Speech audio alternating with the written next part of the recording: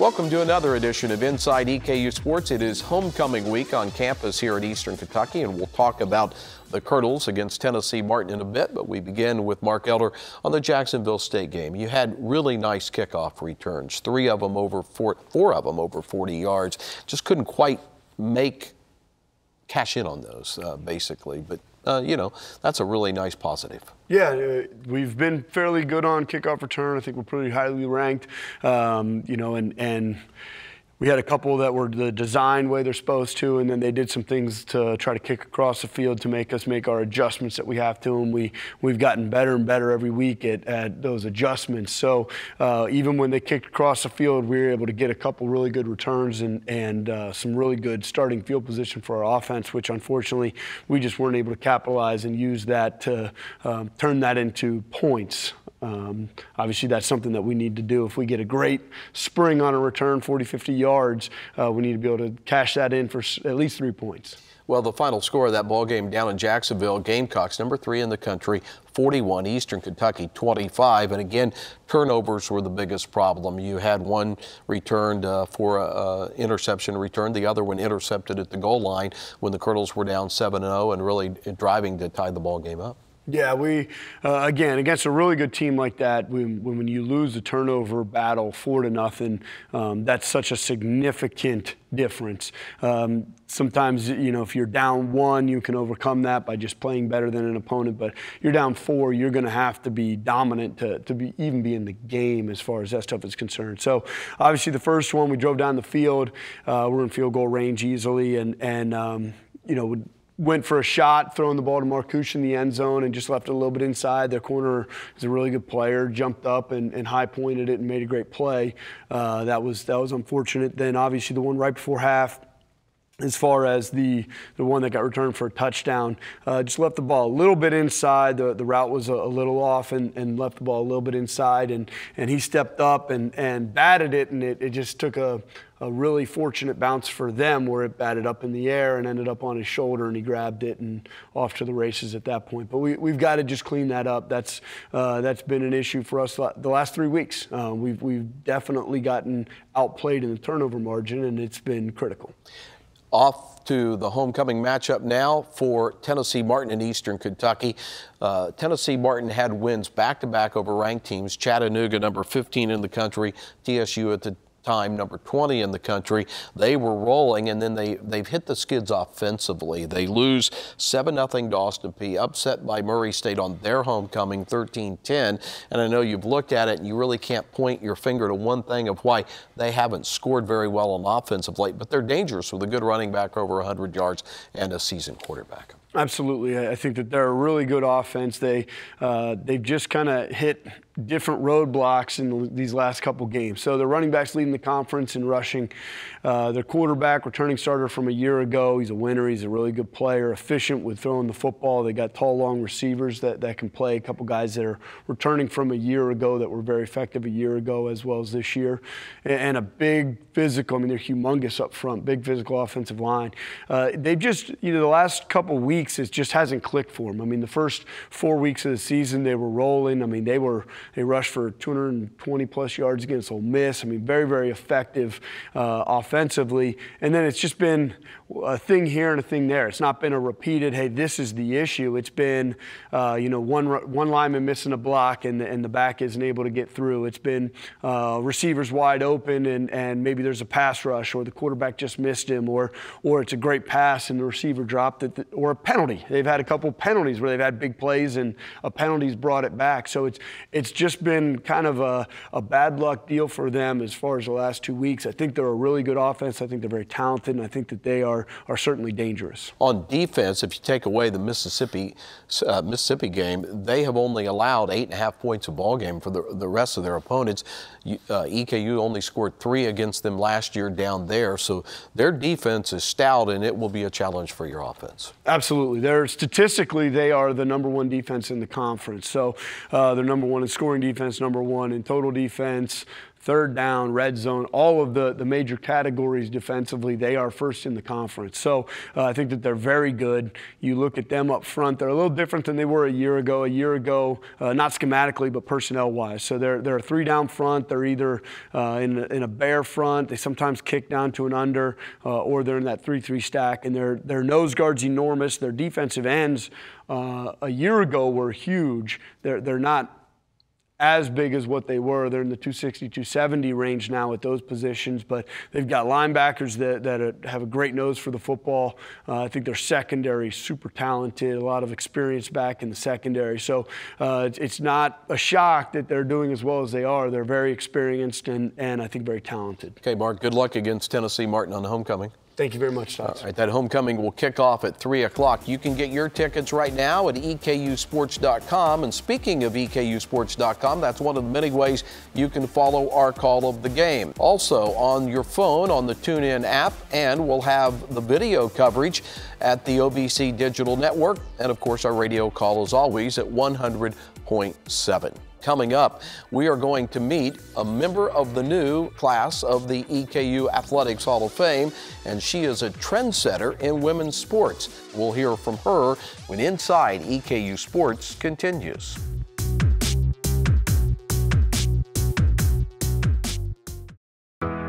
EKU is the campus beautiful, the school of opportunity, where you are always welcome. And it feels like home. We're changing how we look, but our mission is still the same: to help you expand your knowledge, discover your passion, and unlock your purpose. Be a Colonel. Your time is now. Every day is a concept that few people can commit to. Every day requires a level of dedication that forces you to test your limits. Every day I'll give back to the community because I draw strength from their support. Every day the sounds of your cheers will echo through my mind. Knowing that you have my back means I can always look forward. Every day I'll be too tired to sweat and my bones will ache. Every day will provide me with the slight edge that I need to succeed. Champions are built every day.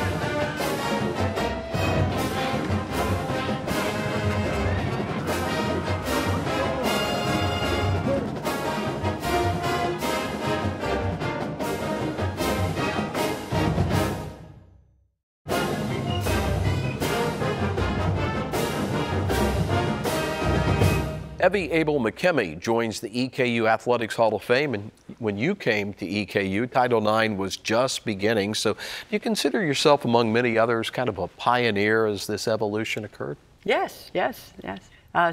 72, I was a sophomore at Seneca High School, and that was the first basketball team. My freshman year, there were no sports for girls at Seneca. And so you come to EKU on a basketball scholarship, but you're basically a two-sport star because you played basketball and volleyball for a while. I did. And a friend of mine recommended that I go out for volleyball because Dr. Polvino was such a great coach. So I arrived at campus and went to tryouts. I knew nothing about spiking or bumping or diving, but Jerry took me on as an athlete and spent 4 years playing for her. Yeah, basketball and volleyball are American-based sports. They began here, and they are cousins in a way. But you had to be taxed time-wise. I mean, between two practices and your studies, what did it teach you? Well, I practiced back-to-back, so basically changed my shoes between practices.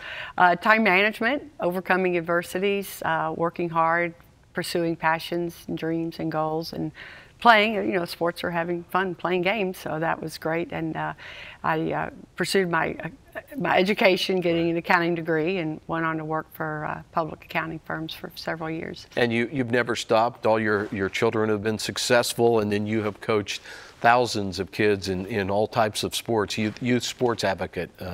And what's that meant to you? It's been a lot, and I've tried to teach kids fundamentals so they can have lifelong skills. One of my strategies was always making the weakest player strong. And often those kids are forgotten, and coaches will seek the best players and prepare them for high school or college. And I like to develop everybody and teach them fundamentals to enjoy the opportunities they have playing sports for a lifetime. When you go back and you look at your days at Seneca and going into the Hall of Fame there, Wes Unseld is in that same Hall of Fame, and then at EKU, that foundation, I mean, without that foundation, life could have been very different, right? It could have been. I was very fortunate in grade school to have a great coach that was very harsh and demanding and taught us a lot, and I was able to continue the basketball in high school and then again volleyball and basketball in college, and played competitive softball, which wasn't available in college at that time. Evy, congratulations on joining the Hall. It's well-deserved. Oh, well, thank you so much. It's such an honor to be among the elite group of athletes and representing women and children and athletes from the beginning of time at Eastern. So well-deserved. Evy Abell McKemie, now in the EKU Athletics Hall of Fame. We are more than just athletes. We inspire scholars. We inspire leaders. We inspire champions. We inspire family. This is the Ohio Valley Conference.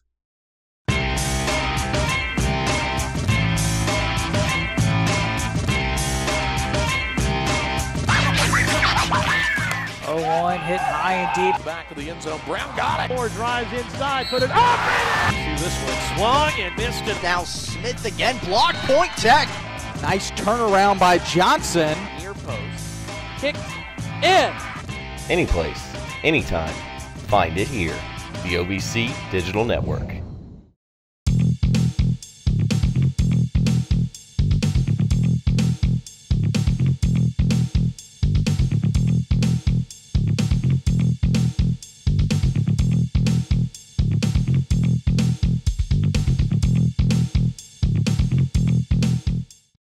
Welcome back to Inside EKU Sports. We talk golf now with senior Noah Combs. He's had a great fall season as he has been named OVC Golfer of the Week on 2 straight occasions. And you're really shooting well. We've counted up that you've been at par, under par almost every round of the 14 you've played, 6 in the 60s, so hitting it well right now. Yeah, play them well.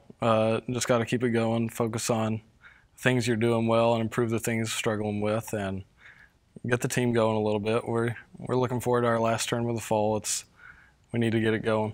Yeah, that last tournament goes in Arkansas next week, and then the break, and then into what I would call the competitive season as far as OVC tournament in mid-April, then hopefully NCAA competition in May. So what does the fall give you to get ready for the spring? Because there's that big old cold, potentially snowy winter in between. It is tough coming back in the spring, but the fall is basically a tune-up. I mean, it's important as well. It can improve our ranking. Like last year, we had 4 wins in the fall, I believe, so that was very big for us. But this year, it's finishing strong with our next tournament and then taking care of business in the winter. I mean, last year we came out and we struggled a little bit to start the spring. I know we all want to do a lot better this year, and we're going to come out ready to go in the spring. And because once we start, it's kind of really we're going. We don't get another break, so.